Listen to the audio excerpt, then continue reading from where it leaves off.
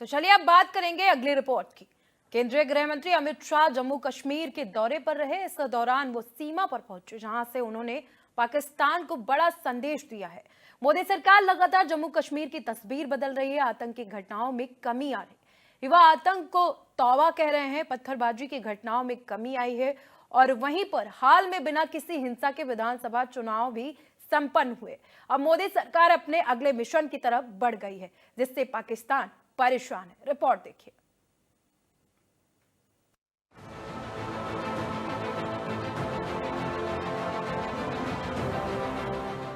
आतंक के खिलाफ ये मोदी सरकार का संकल्प है। अमित शाह का संदेश है, दहशतगर्दी का अब संपूर्ण संहार होगा। No if no but, terror को आखिरी चोट होगी। कान खोल कर सुन लो, ये नरेंद्र मोदी सरकार है। आतंकवाद को पाताल तक दफना कर हम रहेंगे, पाताल तक। पाकिस्तान परेशान है, उसकी पेशानी पर पसीना है। शहबाज की नींद उड़ी हुई है। आर्मी चीफ मुनीर घबराए हुए हैं और इसकी वजह है गृह मंत्री अमित शाह, जो इस वक्त जम्मू कश्मीर के दौरे पर हैं। भारतीय रणबांकुरों से मिल रहे हैं। आतंक के खिलाफ आखिरी प्रहार की रणनीति बना रहे हैं।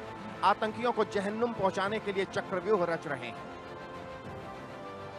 लेकिन गृह मंत्री अमित शाह के मिशन जम्मू कश्मीर का एक मकसद और है, जो पाकिस्तान की असली चिंता है। क्या है वो मकसद? वो जानने से पहले ये जान लीजिए। आतंक का संपूर्ण संहार करने के अपने लक्ष्य को पूरा करने के लिए अमित शाह भारत पाकिस्तान बॉर्डर पर पहुंचे। शाह ने कठुआ में बॉर्डर इलाके का दौरा किया। गृह मंत्री बीएसएफ की विनय पोस्ट पर पहुंचे, जहां उन्होंने सुरक्षा व्यवस्था और विकास कार्यों की समीक्षा के साथ साथ आतंकवाद के खात्मे के लिए तय रणनीति पर चर्चा की। अमित शाह का यह दौरा इसलिए महत्वपूर्ण हो जाता है, कठुआ में 23 मार्च से लगातार एंटी टेररिस्ट ऑपरेशन चल रहा है। इसमें अब तक 2 आतंकी मारे जा चुके हैं। इस ऑपरेशन में 4 पुलिसकर्मी शहीद भी हुए हैं। गृह मंत्री जी बहुत गंभीर हैं। पिछले 1 साल की जो परिस्थितियां सुरक्षा को लेकर उत्पन्न हुई हैं, उसमें काफी गंभीर हैं। और जिस प्रकार से आज उन्होंने कठुआ, जो बॉर्डर क्षेत्र भी है और जिस कठुआ का पहाड़ी क्षेत्र जिसमें पिछले 1 साल से कुछ घटनाएं घटी है, उसको चुना है। वहां पे सारी सिक्योरिटी एजेंसीज को भी मुझे लगता है कि आज रिव्यू लेंगे और ऑन स्पॉट कुछ डिसीजन भी लेंगे। इसलिए ये बहुत इम्पोर्टेंट, बहुत महत्वपूर्ण आज का विजिट कठुआ का है।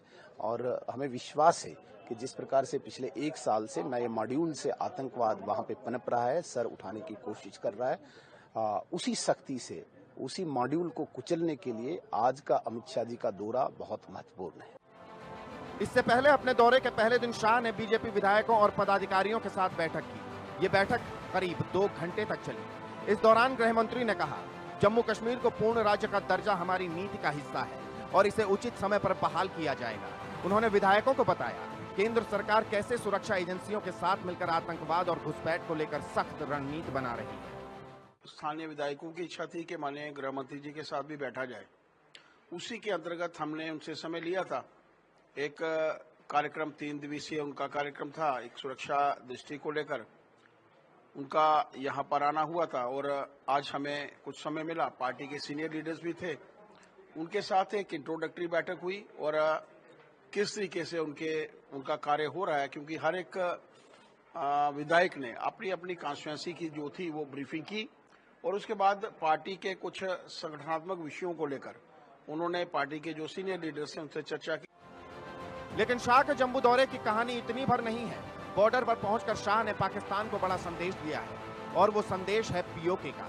शाह कह चुके हैं, पाकिस्तान के कब्जे वाला कश्मीर हमारा है, जिसे हम लेकर रहें। मैं जब जम्मू एंड कश्मीर बोलता हूं, माननीय सदस्य, इसलिए एग्रेसिव हूं कि जम्मू एंड कश्मीर के पीओके को आप भारत का हिस्सा नहीं मानते हो क्या? एग्रेसिव ना हो, जान दे देंगे इसके लिए। क्या बात कर रहे हो आप? एग्रेसिव होने की क्या बात कर रहे हो? जान दे देंगे इसके लिए। कुछ दिन पहले भी दिल्ली में अमित शाह ने अपने इस संकल्प को दोहराया था। शाह दिल्ली में जम्मू कश्मीर और लद्दाख सातत्य और संबद्धता का ऐतिहासिक वृतांत नाम की किताब के विमोचन कार्यक्रम में पहुंचे थे। इस दौरान उन्होंने आर्टिकल 370 से लेकर आतंकवाद पर अपनी बात रखी। तब इशारों में शाह ने कहा, पाकिस्तान के कब्जे वाला कश्मीर भी जल्द ही भारत का हिस्सा होगा। इतनी कठिन परिस्थिति में आप लोग देश की सीमा की सुरक्षा को सुनिश्चित करते हैं। पर सहन न हो सके इतनी ठंड में, मूसलाधार बारिश में या 45 डिग्री टेम्परेचर में एक भी क्षण न भौगोलिक विषमता न मौसम की विषमता आप लोगों को आलस करने की अनुमति नहीं दी। हर एक प्रकार के मौसम में, हर एक प्रकार की भूगोल में 365 दिन 24 घंटा हर क्षण आपको न केवल चौकी पर तैनात रहना पड़ता है, आपका पूरा ध्यान दुश्मन देश कोई हरकत न करे इसकी ओर लगा रहेगा। मतलब साफ है, जम्मू कश्मीर से आर्टिकल 370 के खात्मे के बाद मोदी सरकार का अगला मिशन पीओके है, जहां के लोगों ने इस वक्त शहबाज सरकार के खिलाफ अपनी आवाज बुलंद कर रखी है। वो आजादी की मांग कर रहे हैं, कह रहे हैं उन्हें मोदी जैसा प्रधानमंत्री चाहिए।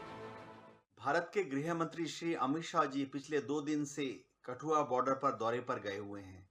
इस दौरान वह बीएसएफ के उन बहादुर जवानों से भी मिले जो दिन रात अपनी जान की बाजी लगाकर बॉर्डर पर पेट्रोलिंग करते हैं। श्री अमित शाह जी ने एक बयान दिया जो कि पाकिस्तान के लिए एक भयंकर चुनौती है। उन्होंने कहा कि पाकिस्तान अगर बाज नहीं आया और दहशतगर्दों को इसी तरह से पाकिस्तान से रात के अंधेरे में भारत के अंदर ढकेलता रहा तो भारत की फौज और हमारी बीएसएफ मिलकर इन दहशतगर्दों को चुन चुन कर मारेगी, उन्हें 72 हुरों के पास भेजेगी। पाकिस्तान में इस वक्त गदर मचा हुआ है। एक तरफ टीटीपी और तालिबान पाकिस्तान फौज का काल बन रहे हैं, तो दूसरी तरफ बलूच लड़ाकों के हमले से मुनीर की फौज के पैर उखड़ रहे हैं। इन सब के बीच शाह के दौरे ने पाकिस्तान को बेचैन कर दिया है। उसे अपने हाथ से पीओके छूटने का डर सताने लगा है। पाकिस्तान इस वक्त अंदरूनी गृह युद्ध के आग में जल रहा है। एक तरफ टीटीपी की लड़ाके हर रोज खैबर पख्तूनख्वा में पाकिस्तान की फौज को मार रहे हैं, उधर बीएलए के जो लड़ाके हैं वो बलूचिस्तान में पाकिस्तान की फौज और रेंजर्स को मार रहे हैं। ऐसी हालत में पीओके भी बहुत जल्द ही पाकिस्तान के हाथ से निकलने वाला है, यानी बहुत जल्दी ही पाकिस्तान सिर्फ सिंध में और पंजाब में सिमट कर रह जाएगा और पाकिस्तान का नाम शायद पंजाबिस्तान हो जाएगा। सीमा से आतंकिस्तान को बड़ा संदेश मिल चुका है, उसे समझ आ चुका है मोदी सरकार के दिल में क्या है। ऐसे में अब उसकी एक चूक उस पर बहुत भारी पड़ सकती है। Bureau report, India news.